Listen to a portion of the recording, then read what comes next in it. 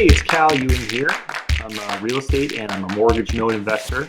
And I'm here with a short video on more of the benefits of investing in mortgage notes.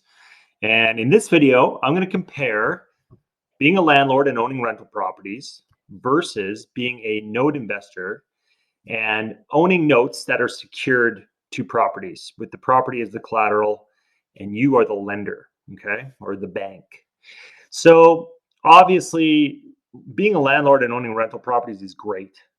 That's how I first got into real estate. Is I had a big dream and a goal of owning. I think my original goals was like owning like 300 rentals or 300 units, and being a landlord and collecting rent checks every month and being financially free, and all of the things that go with being a landlord. And rental properties are a great investment strategy. So don't get me wrong here. I'm not trashing on rentals at all. The mix between getting monthly cash flow from your rental income plus appreciation of a property, those are all great things. And I can see why anyone would want to be a landlord. Okay. However, not a lot of people know about mortgage note investing and some of the benefits that come with that. And so I thought this would be a cool idea to just put the two side by side and compare some of the positives and negatives. Okay, so here we go. So number one, let's talk about maintenance. So this would be a negative on the landlord side and a pro on the note investing side. So with maintenance, as many of you guys have heard, or if you have your own rentals, you know it, right? Firsthand, tenants and toilets, right? So maintenance, the toilet breaks in the middle of the night, right? And you get the call from the tenant saying, hey, come on over. We've got a flood in the bathroom. We need you to come fix it. So that's really annoying. And if you've got a lot of rental properties and you're trying to self-manage, it can really wear you down. And not to mention, it's a big cost, right? So if you're analyzing a new rental property deal, most good landlords are going to factor in and account for the fact that they're going to have to take some of that rental income every month and set it aside for maintenance and repairs, right? Houses break, especially with rental properties. Things are going to get busted, and you as the landlord are expected to make those repairs and pay to get them done and pay for the cost of replacing whatever's broken, right? And of course, some of that can get really expensive when it comes to things like new roofs and ACs and furnaces and that kind of stuff, okay?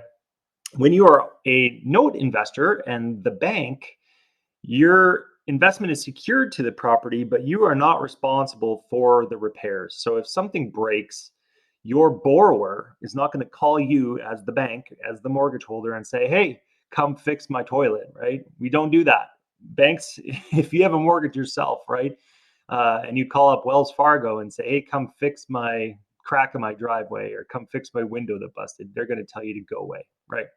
So that's a benefit of being a note investor is you don't have to deal with those headaches and costs of maintenance. All right, number two is property taxes. So as a landlord, you are the owner of the property, and so you are responsible for paying the property taxes every year. And so you're going to have to budget and make sure that when you collect your rental income from the tenant, you're going to have to put some of that money aside for property taxes. It's one of your expenses. Okay. Now, as a note investor, you do have to make sure that the property taxes are getting paid because it's a huge problem if they're not, because the county can go ahead and foreclose, sell off the property and get their tax money. Even if you're the lender and have a note and a mortgage on the property, the county can sell off the property from under you and you can lose your investment.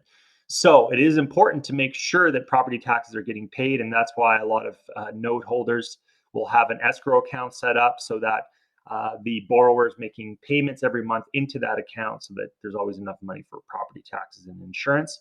Okay, so you do have to make sure that's being done, but it's not your responsibility and it's not your cost as a note investor and note holder. So there's another pro for being a note investor versus a landlord. All right, number two on that same line of thinking is insurance, property insurance. So in both cases, as a note investor and a landlord, you want to make sure that there's insurance on that property. But the difference is when you're a landlord, you own that property, and so it's up to you to pay the insurance, right? So again, you're going to have to set aside a portion of your rental income to pay the insurance on the property. It's one of your expenses. Whereas a note investor, The borrower's responsibility is to pay the insurance and make sure there's an insurance policy on that property. You as the landlord, or sorry, you as the lender, you need to make sure that that's done, that there is a policy, and that you're listed on that policy. So if the house burns down, you can recover your investment and get paid, and you don't lose the money you put into buying your note. But so that's a responsibility of making sure that insurance is there, but you yourself don't have to pay it out of your monthly income that you're getting from the mortgage payments that your borrower is paying. All right. Liability insurance is the next one. And you may not choose to have liability insurance if you're a landlord, but it would be a wise decision because it protects you from getting sued if someone were to slip and fall, or hurt themselves on your sidewalk of your rental property, or slip on the steps and hurt themselves. You could be liable and you could be sued as the owner of that property. And so it's good to have liability insurance on your rentals. And again, that's a cost that you're going to have to pay, and that's going to come out of your rental income that you're collecting. Whereas as a note investor and a lender, you don't have to worry about that. So there's another cost that you don't have as a note investor. Okay, move outs. So another big headache that many landlords have is tenant turnover, right? If you're in a situation where you keep losing your tenants, they move out, leave the place dirty, you got to come in and pay the cost to maybe do a fresh coat of paint, put in a new carpet. You're missing rental income for a month or so while you find a new tenant. So you've got vacancy, you've got marketing costs maybe to find a new tenant. You got to be around to show the new tenant the property, go through applications. So it's a big time suck. It's a big cost, and you're missing income when the property's vacant. And so no landlord likes tenant turnover unless they are getting rid of a really bad tenant. You don't have to worry about that when you're a note investor, because the borrower, whoever that borrower is, it doesn't matter if they're living in the house or they move out, as long as they still have a mortgage on that property. It's their responsibility to just pay you, right? Or you can foreclose. So you don't have to worry about tenant turnover and all the costs and hassle. Because when your borrower turns over, that means they've sold off the property, or you foreclosed on them, I guess, would be the only other option. So not really a thing to have to consider as a note investor. So another win for holding notes instead of rental properties. All right, the next one on the list is mindset. Now, this is the mindset of the person paying you. So as a landlord, you're dealing with tenants, and sure, there are lots of great tenants out there, good people that respect the property, they take care of it and maintain your rental property. And those are dream tenants that we all want. But many of you guys know that not all tenants are like that. And maybe you've even experienced this yourself, where you notice your own mind shifting. And here's my example. So say you go to the ski hill and you rent a pair of skis or a snowboard.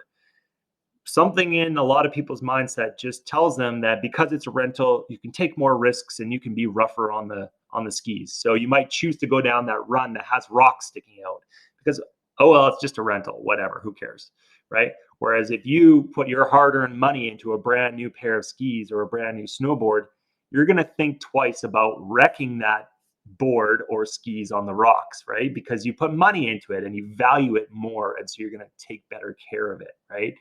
And the tenant mindset's the same thing. So if it's a rental property, the tenants aren't necessarily going to take care of your investment very well. They're going to not worry about destroying it.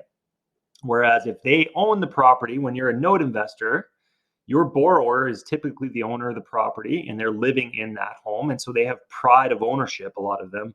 And so they're going to treat that property better because it's their property and they have pride in it and they want to maintain it because they have to pay to fix it.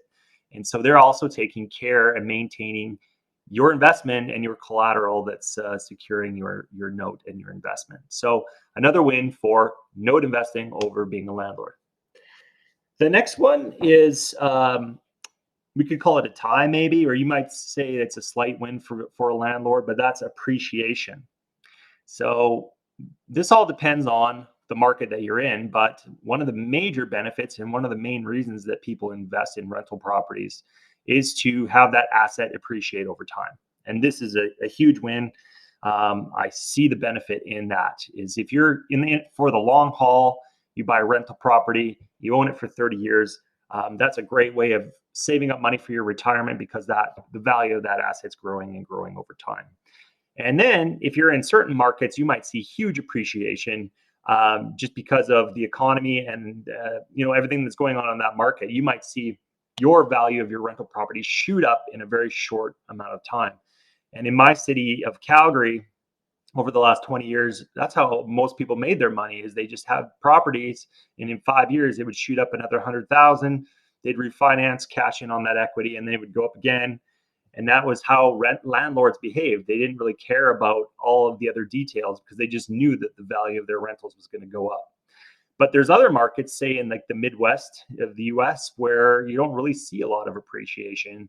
And so those landlords are really just investing in that monthly cash flow because they don't really expect the value of the property to go up very much. Okay. So it really is dependent on your location and your luck, what's going on in the economy, et cetera.